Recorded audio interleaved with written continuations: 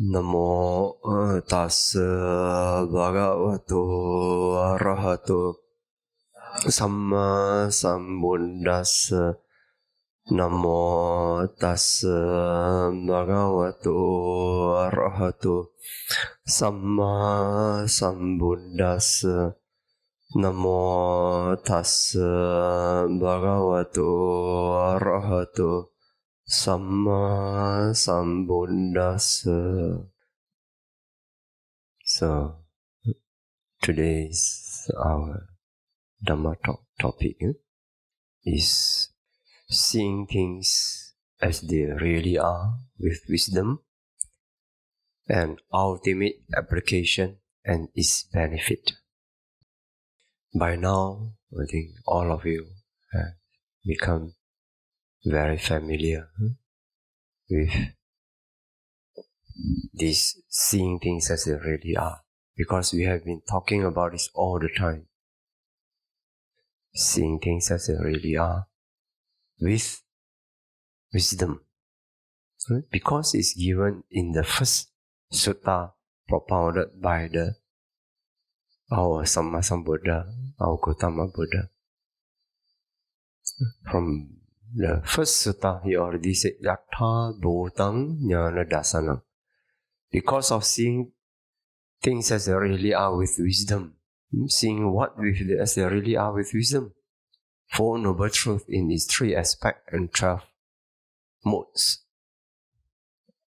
Okay? So now we go further on this. Seeing things as they really are with wisdom. We will have 2 talks.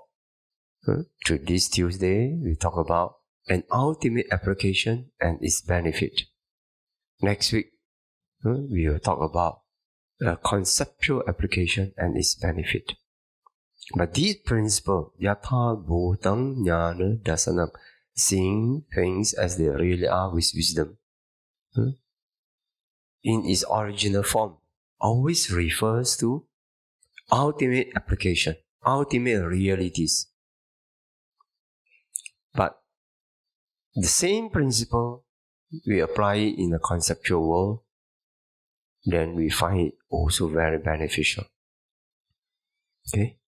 So, today we talk about the ultimate application, which is the application proper given by the Buddha. The conceptual one is rather, we are trying to use the principle to help our Buddhists in their daily life only. But the real purpose, the Buddha put forward such a methodology, yathā-bhūtaṁ ñāṇa-dassanaṁ, seeing things as they really are, was actually very much meant for ultimate application in its eventually for liberation. Okay? Now, what are the things that we need to see as they really are? What are the things? What does it mean? Ultimate application. That means we need to see ultimate realities, paramattha dhamma. So now the question, what are paramattha dhamma? This becomes very important. What are paramattha dhammas? Nowadays you find in different systems, different traditions, they all talk about paramattha dhamma, especially when they talk about vipassana practice. So when you talk about vipassana practice, you will talk about paramattha dhamma. But what are paramattha dhammas? That is crucial. Okay? That's crucial. And why so? We have to ask ourselves, why paramattha dhamma is so important? Why different definition of paramattha dhamma? When we define ultimate realities differently, the impact, the result is very, very different. Why so? What is the science behind it?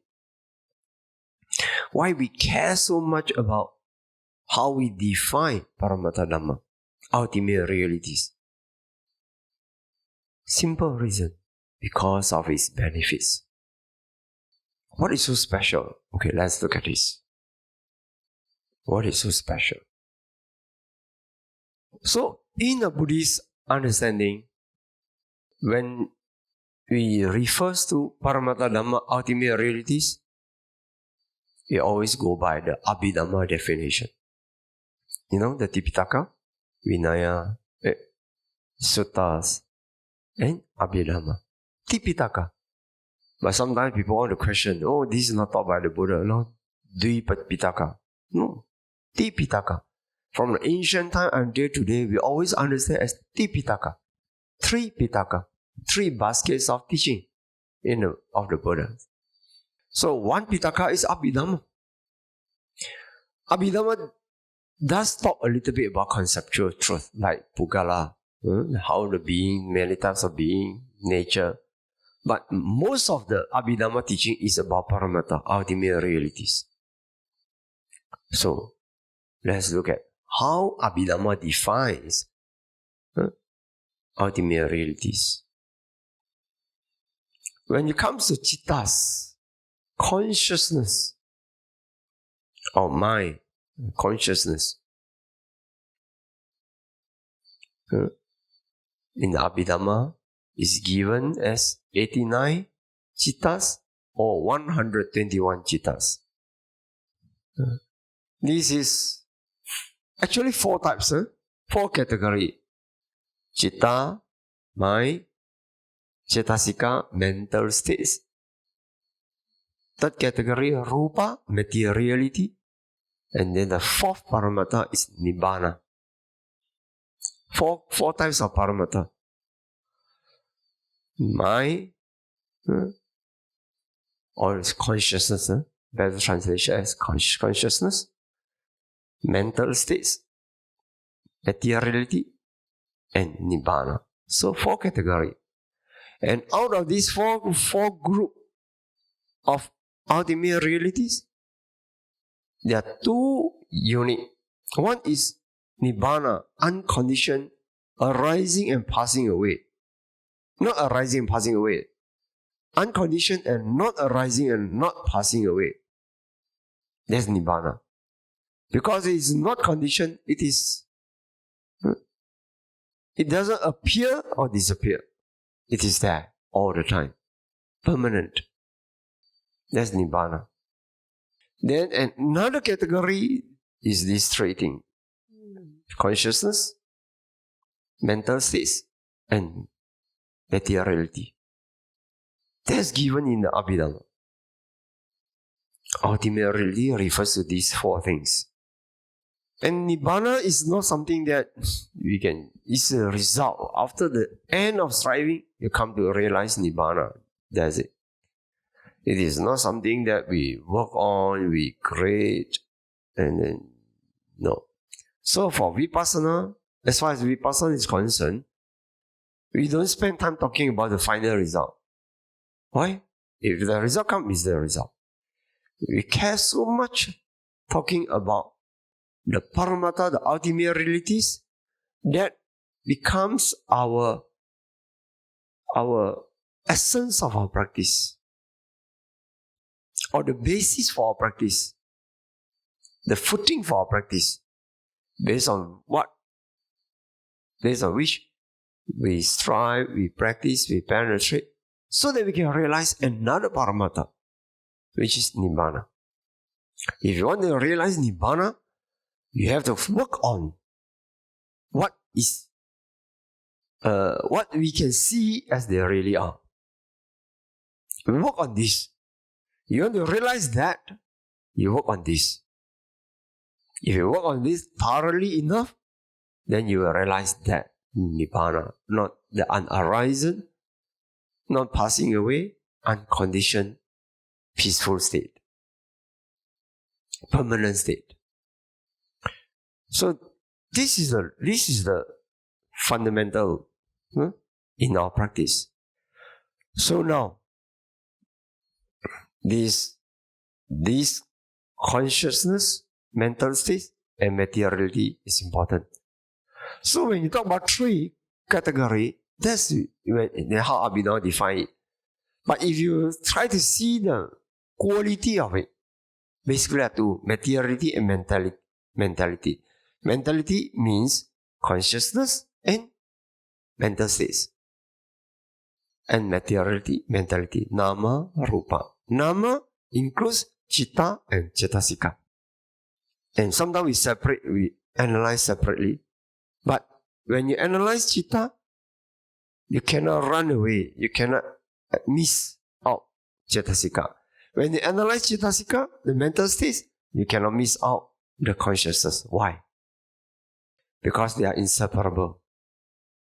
You cannot separate citta from cetasika. Just like you cannot separate water from the states of water, right? If you have water, you have the various states of water, whether the water manifests in the form of waves, in the form of vapor, in the form of ice, in the form of clouds. And when it's given put in the container, it has contact with the container, a cup or whatever, and it takes the form of whatever container that contain the water. So all these are mental states, and the taste, the color, the smell. So just like water has various states, similarly, our consciousness always carries various states of consciousness. That is mental states. Okay? So now, but when we practice vipassana, we analyze, we try to break through and see in distinctively the states and the consciousness. Like that. So now, let's look at this. Consciousness. How many types of consciousness do we have? Is given in the Buddha's teaching. We have 89 or 121 cittas at a glance. Depends on how you define it. 89 means, you see, we have the unwholesome cittas, unwholesome consciousness. Then you have the rootless. Then you have the sense sphere, beautiful cittas. Fine material means the jhana. Jhana, fine material jhana, and immaterial jhana. Immaterial jhana just 4. 4. But why you can come up with 12? When you apply it to the enlightened state, then it become okay. Immaterial sphere, wholesome. Immaterial field, the resultant immaterial field, functional. Then you have that. And then you have supramundane citta, 8 or 40. 8 or 40. Immaterial means arupa, jhana. You have boundless space, boundless consciousness, nothingness, and neither perception nor non-perception. But when it manifests in the same of cause, then it is wholesome, immaterial, wholesome cause. But it manifests as a vipaka, then the 4, then the functional, which is the arahant, then it becomes 4. Okay, today is not for us to talk about this. Today I won't go into this. It takes a long time. This is Abhidhamma course. And then supramundane cittas, you have 4 or 4 means the supramundane. But when you enter it from using the various jhana, then you can have 1 or you can call it 5. If you based on the jhana, you enter that path consciousness. That path consciousness is unique. It's unique. It come with the jhana qualities. So like that. Okay, put aside this. This is not the Abhidhamma course today. I guess you all have learned from Xiao Wukong. That's better. It could have been better explained. So just this. These are the consciousness, ultimate realities. Then let's see the 52 mental factors at a glance. 52 mental factors. You have these 7 universals. Universals mean all consciousness has it. Contact, feeling, perception, volition, one-pointedness, life faculty, and attention. Then 6 occasional. That means sometimes occurs, sometimes doesn't occur. No, it doesn't occur in all the consciousness. Sometimes only. So we have initial application, sustained application, decision, energy, zest, desire. Then the unwholesome factors. You have delusion, you have shamelessness, fearlessness of wrong, and restlessness. Then you have unwholesome occasional. Sometimes occur to unwholesome mind, sometimes doesn't occur. Greed, wrong view, conceit, hatred, envy, avarice, worry, sloth, torpor, doubt. Then you have beautiful factors, 25. Beautiful universals. That means in all the wholesome mind, you always have 19 beautiful universals. And you have 3 abstinence, right speech, right action, right livelihood. 2 illimitable compassion, appreciative joy. Metta comes under the feeling part. And then the upekka comes under the also the upekka feeling. Then non-delusion, wisdom faculty. So these are the ultimate reality we need to know. And let's look at the 28 material phenomena at a glance. Great essential. All rupa you should have. Earth, water, element, water element, fire element, air element. Then the sensitive phenomena, eye sensitivity, which is inside our eye decade kalapa. You have this eye sensitivity that capture light. Ear sensitivity that capture sound. Nose sensitivity that capture the smell, and then the tongue, taste, and the body. Body sensitivity capture tangibles, capture earth, fire, or air. Okay. And then the objective phenomena, you have visible form, sound, smell, taste. But the body one is earth, fire, or air. 3. So it is not another new element. Then the sexual phenomena is femininity, masculinity. This is a sex element, determine that you are a woman, you are a man. Then the heart phenomenon, the heart base, life faculty also. Life faculty, you have the mental one and you have the physical one, life faculty. So when you see someone is dead, very obvious the life faculty disappear, no more.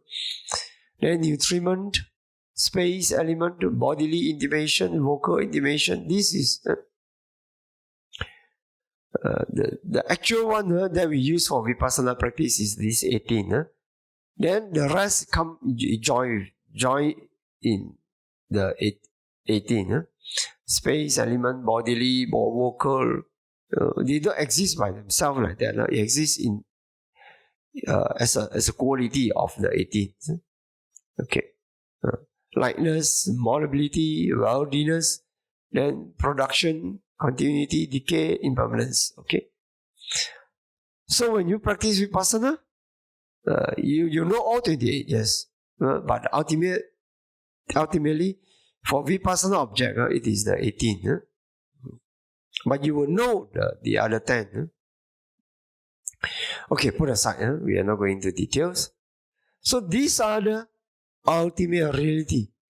When we see things as they really are, we want to see all these ultimate realities. Why? Do you ask a question? Why? Is it for scientific curiosity? We do all this just to satisfy ourselves that, oh, I know it? No. It has its practical value. That's the purpose of tonight's talk. What is the difference, the big difference between ultimate realities and conceptual reality. What are conceptual reality? When we look at men, women, and you look at enemies and friends, and look at big house, this country, sovereignty, land, whatever you call, space. Space in the sense that, this is my airspace, this is your airspace. Now sometimes the country, they can fight over it. So all these are concepts. And if you really go deep into the problems of the world and problem of beings, all the fight, all the strives, all the struggle always occur because of this grasping to conceptual truth. This is my race. This is my country. This is my beloved ones. This is my enemies. But eventually, what is life? What is there? Is there anything permanent entity, anything lasting in the enemy that we call an enemy, in the friend, in the beloved ones?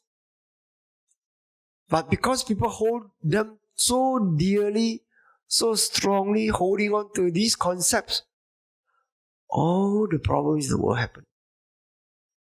But is it real? Is it real? Is there anything that's substantially so different between a Palestinian and a Jew? Is there anything so substantial in between them? Is this something so substantial in a white man, a black man, and a yellow man, an Asian, a Latino? No. When we go to ultimate realities, all these grasping, conceptual grasping, that cause so much suffering, so much selfishness, so much strife, vanish. In the ultimate realities, when we get down to the ultimate level of this thing that we call a human, a beloved ones, an enemy, my nation, my race, all vanish. That is it. That is a discovery of all the Buddhas. That there's another aspect of truth beyond the superficial truth. This is my cup. If you break my cup, I get angry. But beyond the fact that we know this, we call it the cup. But you get down, there's another reality to this. Beyond this, it is arising or passing at extremely fast speed.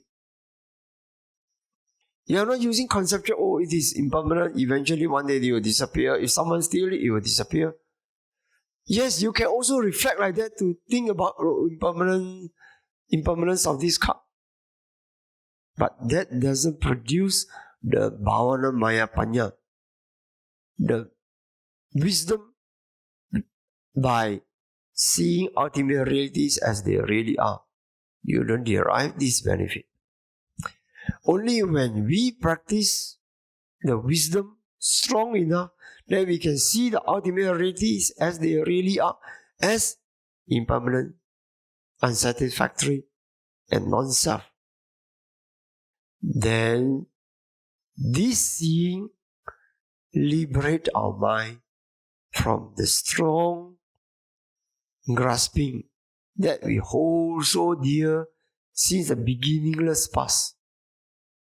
As long as we stay on that level of conceptual grasping, we never find liberation. Suffering always stays with us. So this aspect of truth is very important. It's not for curiosity.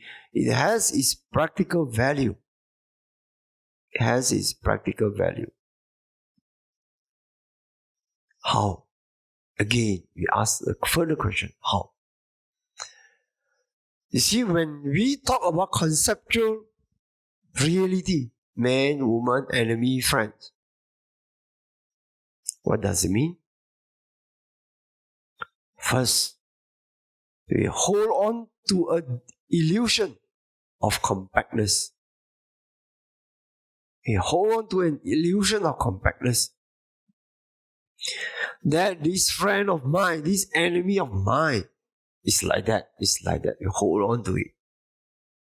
But when we practice the wisdom to be able to see things as they really are, up to ultimate level, you see all these things. Oh, this person, this friend, this enemy of mine, that I call enemy, that I call a friend, they are just a bunch of consciousness, mental states, and materiality. There's no permanent entity in it. And they are arising and pass away at extremely fast speed, that it is futile, useless for you to hold on, to try to hold on to it. There's nothing to hold on to. Then, by the time we first experience this ultimate reality, this knowledge comes to us. Of course, level by level. There are many, many levels to it. Many levels in the sense of stronger, deeper, more impactful to our observing mind. So this ultimate reality, compactness of grouping. Compactness of grouping. Samuha, Ghana. Because of this, we hold on, we hate, we attach. All kinds of complications of mind occur because when we don't realize these ultimate realities, we take a person at its superficial surface value. Just look at it. Oh, this is the handsome, this is beautiful, this is ugly, like that. Then the Buddha guides us to see reality. The Buddha, because eventually purification, real purification, strong purification, reliable purification occur due to seeing reality, not due to brainwashing. Brainwashing can purify our mind to some extent, but it's not really reliable. It is because of seeing things as they really are, seeing ultimate realities as they really are with wisdom, that produce lasting purification until we come to the realize the path knowledge, and that knowledge becomes irreversible. So you see, first when we see this level, we break down the compactness of Samuha-gana. Not only that, you see, consciousness also like that. Consciousness, we don't hold this mind, that mind as one. Actually, the mind has a lot of elements, a lot of mental states, and it is the mental states that play different functions. Later we'll talk about it. So this, the materiality, you also break down the Samuha-gana. The mentality, the mind, also you break down the Samuha-gana. The grouping. We take everything as a group. Everything as a group. Someone hurt me. You refer to your heart, your mind, your feeling that hurt. But if you break down compactness, you will see it is a feeling, or it is the ego that got hurt. Precisely like that. Okay, now, Samuha-gana. There's so much to talk if you want. So beneficial, we break down this. What more? When we hold on to conceptual truth, we always say, oh, this person, yesterday, yesteryears, in the past caused this harm to me, so now I want to take revenge. Because we hold on to the compactness of continuity. As if today the person I see is still the same person that I saw last year, 10 years ago. That's why the Chinese, the Chinese wuxia 小说, when they take revenge, you want to take a revenge, 10 years or so, not too late.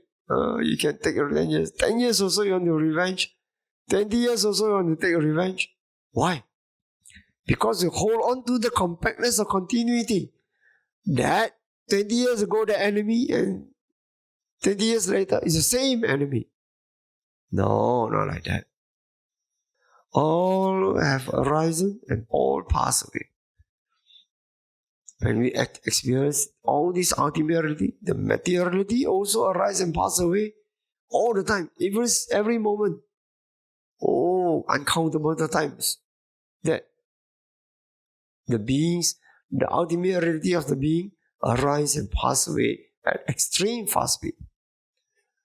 Is there a permanent entity between there and now? No. But is there some kind of relationship? Yes. Cause-effect relationship, yes. Just like it's given in the example as like the yogurt. Where does yogurt come from? Yogurt comes from milk, right? Without milk, you don't get yogurt. But is yogurt and milk same? No more the same. Right? So a bit similar like that. You can check. So when you practice until you see for yourself, then you see all these ultimate realities arise and pass away at extreme fast speed to the point you cannot, not a moment you can hold on to anything. So that you break down compactness of continuity. Now what more? All these, when we break down these ultimate realities, all these ultimate realities, they function differently. It has a different characteristic, different manifestation, different function, different manifestation, and it has different proximate cause that produce it and cause it to appear. But mainly it's a function. So when we hold on to this, oh, this person is loving, or this person is good, this person is bad. So when someone, when someone has been good to you all the time, suddenly the person may end up acting selfish to you. Then we notice sometimes people say, in the past, he has been kind to me, all wrong one. Now I know he's selfish to me. So you brush aside all the good he did to you in the past and hold on to it. Because in our mind, we hold on to one entity.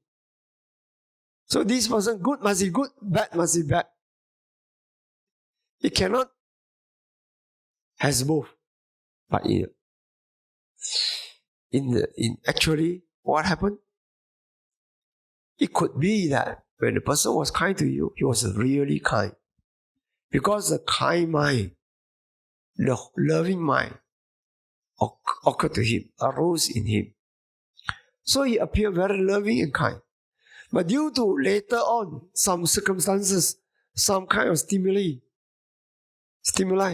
that caused the mind to react, or maybe to be disenchanted with the world, or very disappointed, or very highly provoked, then another side of the negativities appear in the person's mind. So when the person was good, the good mind appear, good mental states appear, the kind mental state, compassionate mental state, compassion appear, then he act very kind to you. Then later anger appear, then that anger act bad to you. Just like that. Because the anger functions differently, compassion functions differently. At different time, different things appear in his mind and he acts in this way and that way. This is very wonderful. Let me tell you. If you can see, you can break down compactness to this level, you can have a very wonderful, embracing mind towards others. And very strong power of understanding towards others. Now you are kind to me, I appreciate. Now you are bad to me, I also know how to watch out. You know? Break down compactness. You break down compactness. People who don't break down compactness, what behave in their life? Later we'll talk about the conceptual level. It can be very funny. You know, there's a very funny saying that you throw the bathing water for the baby, and you also throw out the baby. You know, that is people who don't break down compactness. You think, oh, this dirty water is dirty, so the baby is dirty, throw out everything. No. It looks funny, but no. In life, you find many people, they throw out the rubbish, they throw out the diamond in the rubbish as well. Because, oh, this is dirty. But those who can break down compactness, they do exactly take out the dirty, the bad things. They don't cut everything. You know, the doctor, when they open up, dissect your brain, take out the tumor, he tried to cut very carefully, only to cut the tumor, not to cut the good brain. Right? That is breaking down compactness. Try to separate this and that. The tumor functions separately, the brain functions in a wholesome way, good way. But the tumor functions in a bad way. So take out the tumor and keep the brain intact. But today, we talk about ultimate reality level. So you know, this mind, wholesome mind act in one way, unwholesome mind act in one way. And this person, sometimes wholesome mind arise, sometimes unwholesome mind arise. Like that. So, once you have this ability to break down compactness, wisdom naturally arises in you. Naturally. And it is very important wisdom. The wisdom to distinguish moment to moment whatever you experience. You don't hate people wholesale. You don't need to love people attached with wholesale. No. Take it point by point. Discard the bad one. Take the good one. Utilize the good one well. Okay? So, how many types of compactness? For materiality, you have 3. Compactness of grouping, compactness of continuity, compactness of function. Okay? When you analyze all these 28 types of materiality, 89 or 122 types of consciousness, or the 52 mental states, you break down compactness. The grouping, the function.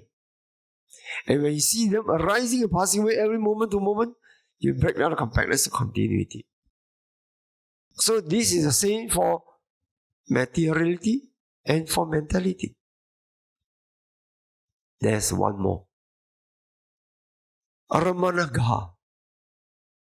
Compactness of object. Okay, or we can object, or you can say so. English translation, I think it's object. Is it?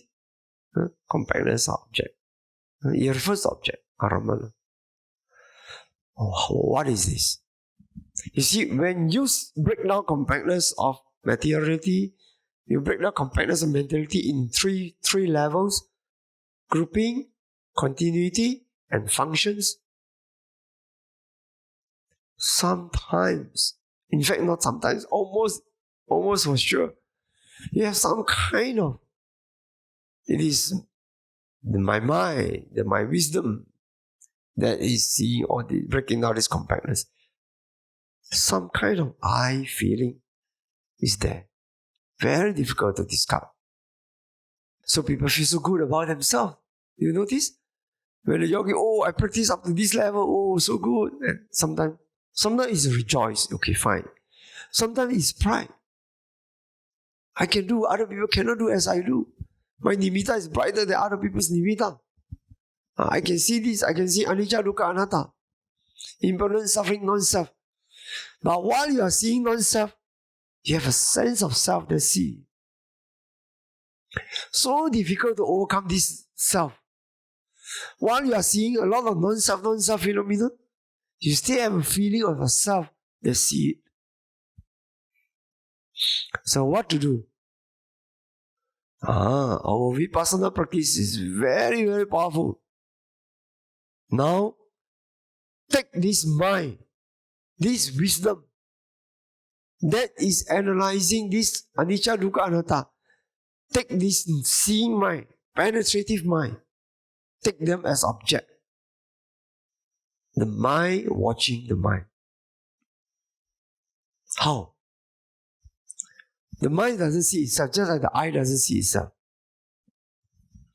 But it is a new, for example, you have entered jhana. Okay?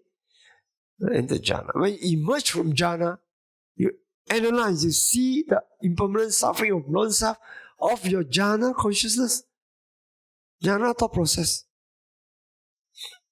Similarly, that jhana thought process already passed, but immediately you emerge and you check. Okay? You are actually seeing the past mind. You recall. That's why when you emerge from jhana, it's quickly, few seconds, 1 or 2 seconds, half second, you check your 5 jhana factors. When it occurred, it was already past, immediately past. Okay. Similarly, so you have this training when you analyze 5 jhana factors. At that stage, you already know how to check the past mind. But not so distant, immediate, almost immediate. Okay? But later, it's no more strange to you anymore. You have to experience it from when you check 5 jhana factors. So when you come to this vipassana level, you see anicca, dukkha, anatta, impermanent, suffering, non-self. Then immediately after that, you use a new vipassana insight to check your vipassana insight that just occurred, just a moment, just a split of a second ago. Okay.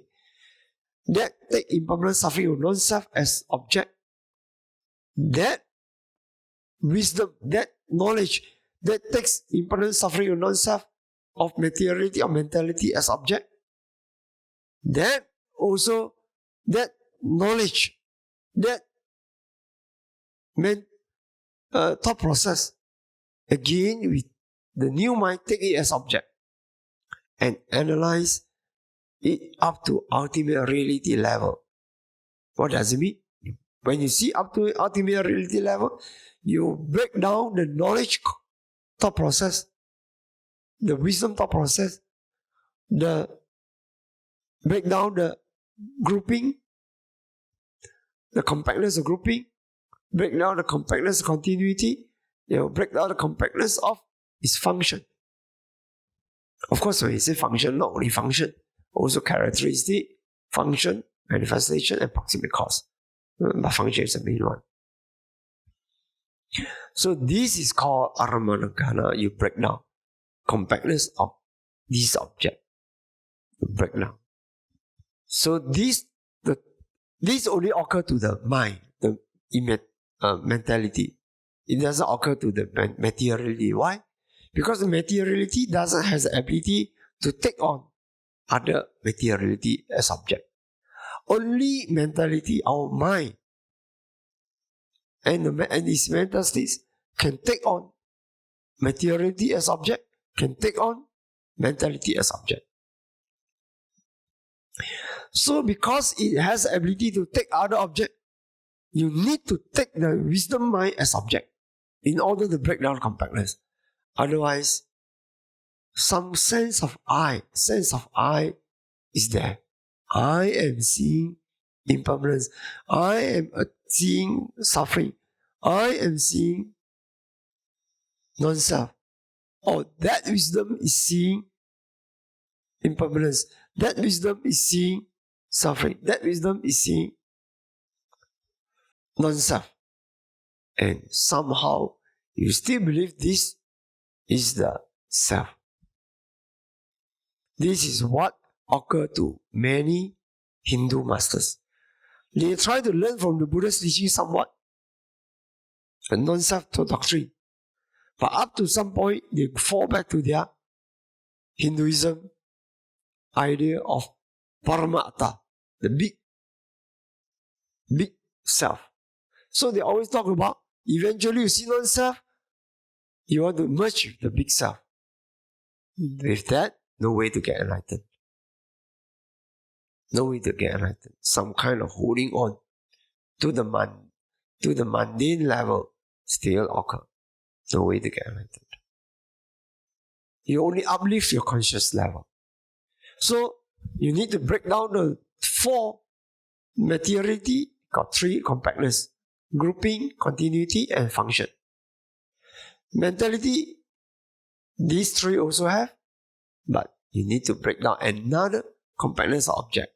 Take the wisdom mind or knowledge mind as object. Then the very subtle attachment to the self get broken. So what is the benefit? When you break down all these compactness, you have the most beautiful despair in the world. I call it despair. Beautiful despair. Because it is a false hope. It is a false hope holding on to a being, an enemy, a friend, a beloved ones that causes all the suffering. Now when you look at this, I call it despair means what you used to hold on to, when you see them as they really are with wisdom at the ultimate level, they have no hope to hold on to. No chance. Not a single moment you can hold on to anything that arises and passes away at extreme fast speed. Just like you don't hold on to air. This is even deeper. Air, you may still try to catch air somewhat, but this is completely impossible. But level by level, okay? Different level, different depth of realization. So different depth of realization produce different level of purification. And first stage of first path fruition, path and fruition knowledge. Second, path and fruition knowledge. Third, path and fruition knowledge. And fourth, path and fruition knowledge, which is the Arahant path and fruition knowledge. So, it is liberating. Seeing ultimate reality is actually liberating and purifying and enlightening. That is the benefit that we go for. That is the benefit. What we are doing here, for those benefits, we are doing the hard work here. Paying attention to your breath, doing metta or Buddha Nusati or Marana Nusati, whatever. Different people are practicing different method. All for the same goal. So that we break down compactness, so that we can free our mind from the grasping. But this is only one level. One aspect only. Still not enough. Because this only helps us to see the noble truth of suffering. Remember, when the Buddha talked about noble truth of suffering, eventually he refers to the 5 aggregates of clinging. Right? Sankitena panchupadana khanda dukkha. The Buddha refers to that. Not enough. Vipassana practice, we don't only practice based on the noble truth of suffering. That needs to be understood, need to be seen as they really are. Need to be penetrated. This is first noble truth. We need to see the second noble truth. When we see seeing things as they really are with wisdom, it doesn't only refers to the first noble truth that we need to penetrate. And then we have the second noble truth of the origin of suffering. Basically, it's the elements of dependent origination. Ignorance, craving, the sankhara formations, consciousness, nama-rupa, material mentality, 6 bases, and then contact, feeling, craving, attachment, and the being, and then old age, sickness, death. All these elements of one leads to another. One is the origin of another, leads on to another. And it goes in cycle and cycle and cycle that constitute our experiences in samsara. Life after life after life. This need to be not only seen, need to be cut off. The causes of suffering. But no way to cut off if you can't even see. You must be able to see, and seeing is enlightening. Seeing is purifying by itself. So then this noble truth of suffering and the noble truth of the origin of suffering becomes our vipassana object. We need to see the impermanence of them, the unsatisfactoriness of them, and the non-self nature of them. Why? What benefits do we derive by seeing all these things again and again? So that, again, because of the deep penetration and understanding, deep insight into these realities, we get disgusted, we get disenchanted, we see the terror of them,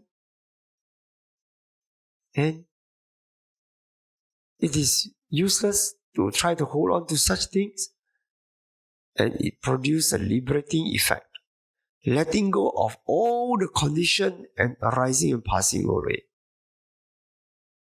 For what? What is so good in letting go of it? So that we have a chance, we give our mind a chance to realize the unconditioned, the peaceful element that doesn't arise and pass away. So by now, do you know the signs of purification?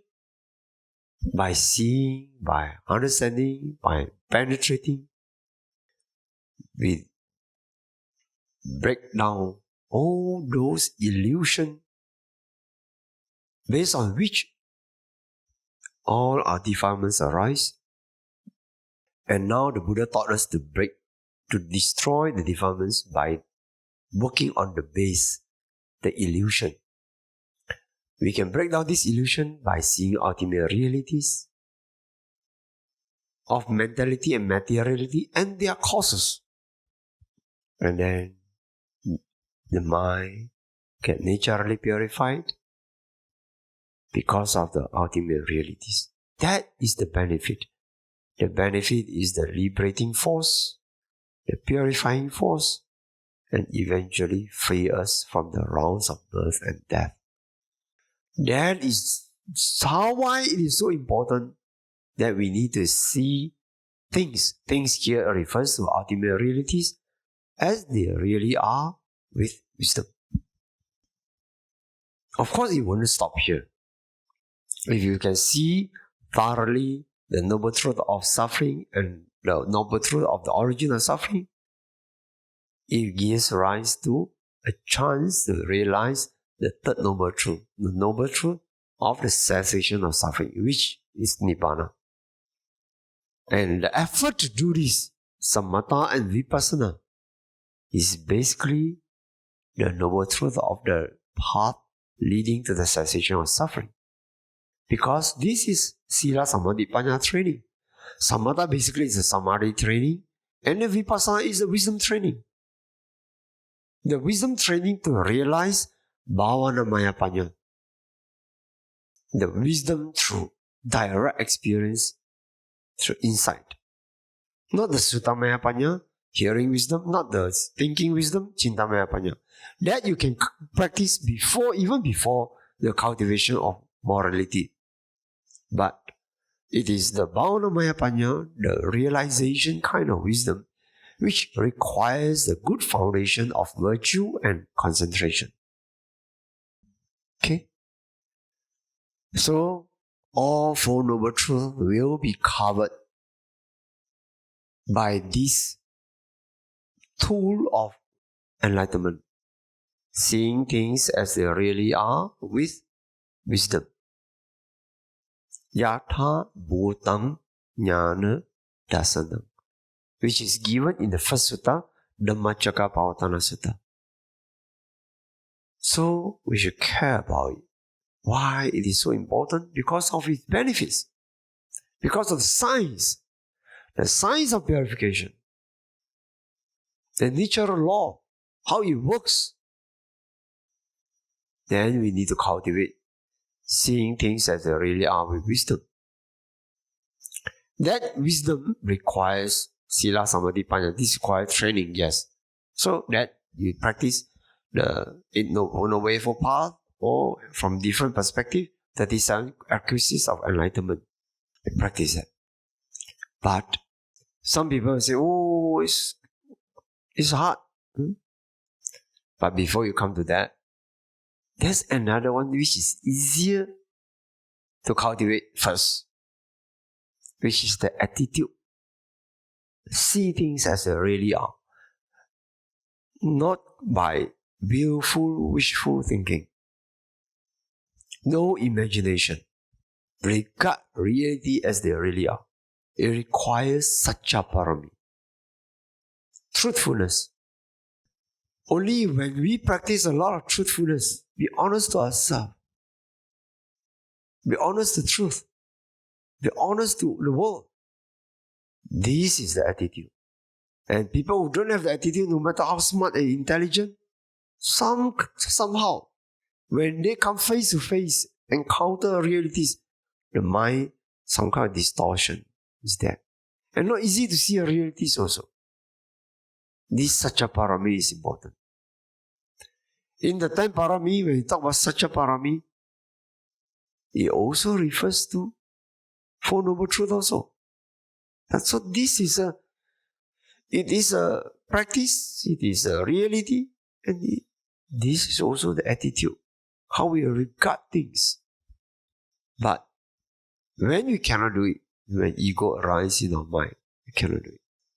So it is so important to let go of the ego and be honest to ourselves and take things as they really are and cultivate this attitude and cultivate the ability to penetrate beyond superficial truth.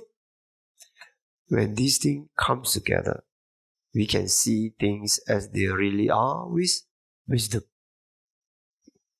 So please cultivate this attitude. Just regard things as they really are.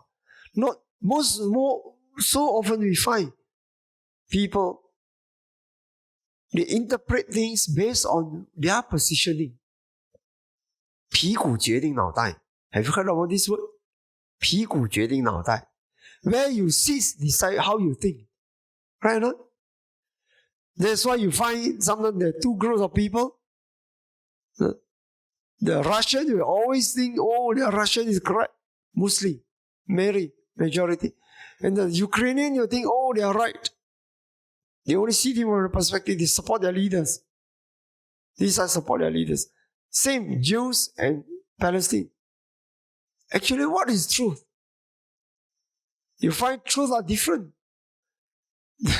They hold on to truth this way, they hold on to truth that way. Same, you find Chinese and Americans, same. The Americans will always think they are correct, and the Chinese think they are correct. Mostly. Right? Why?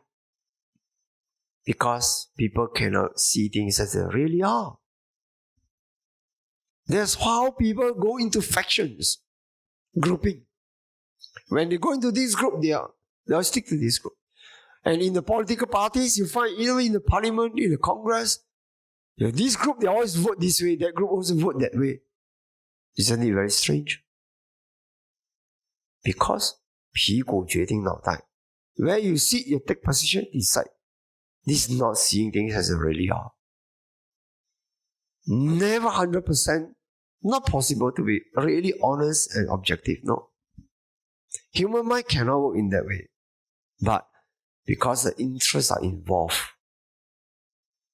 self-interests are involved, so they will interpret things from their perspective of self-interest, selfishness. Never believe people are really so altruistic, so selfless. Never. So not easy. You see the whole world, all the top leaders, they cannot do it. They cannot have this really honest, objective attitude. Cannot be really fair to others, to be fair to their opponent, to be fair to their competitor. They cannot do it. Why? 屁股决定脑袋. Where you sit on your buttock, decide your brain. Because they cannot see things as they really are. There's why no fairness in the world. No justice. So difficult to have real justice in the world. You know? These people are my allies. 我的盟友. So favoritism. I favor my ally. My people, my group. It's always like that. So with this kind of attitude, if we strengthen this kind of mentality, this kind of attitude, very difficult to see things as they really are. Only when we really free ourselves from this holding on, attachment to myself, I am, my race, my people, my ego, my enemy.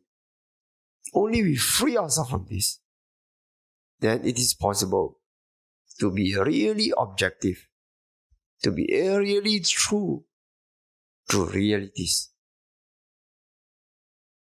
So, before we come to this insight, knowledge, to be able to penetrate reality, this we can help ourselves much earlier before that by cultivating the real, genuine, honest, true attitude. Seeing things as they really are with wisdom. So on another level of training this quality, I will talk about it next Tuesday. Because today's topic is, we speak on this first, because this is what was meant by the Buddha.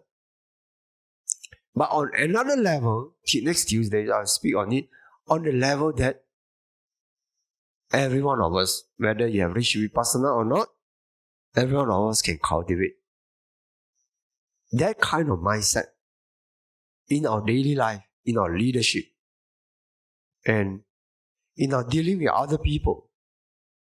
And then use it well. And whatever we cultivate in our daily life serves as a plus point for our eventual ultimate application to ultimate realities. Seeing things as they really are with wisdom. Okay? So for that, hopefully this talk, I don't know how much you understand, but at least coming to the end, you get this point. This attitude, this kind of mindset, this kind of application of wisdom is very beneficial for our liberation, and also will be beneficial for our daily conceptual world living and dealing, and become an art of living. Okay. Any questions? Bhante would like to seek further clarification. Seeing things as they really are. Does that mean seeing kalapa arising and passing away? Thank you. Not only kalapas. When we talk ultimate reality, even kalapa is not ultimate reality yet. It's still a concept. Only when you break through the kalapas and see the earth, water, fire, wind, sensitivities, whatever the femininity, masculinity, or whatever, heart rate. All these are, only those are ultimate realities. Even Kalapa is not yet ultimate reality. Because Kalapa still gives you some kind of compactness, sense of compactness. Okay? Especially in higher Vipassana insight. Kalapa is no more there. You see only ultimate realities. Okay, huh? Sharing of merits, huh? Idang me punyang asawa kaya wahang hotu. Idang me punyang nibbana sapacayo hotu. Mama punya bagang sabba sattanang bhajemi. Te sabbe me samang punya bagang labantu. Sadhu, sadhu, sadhu.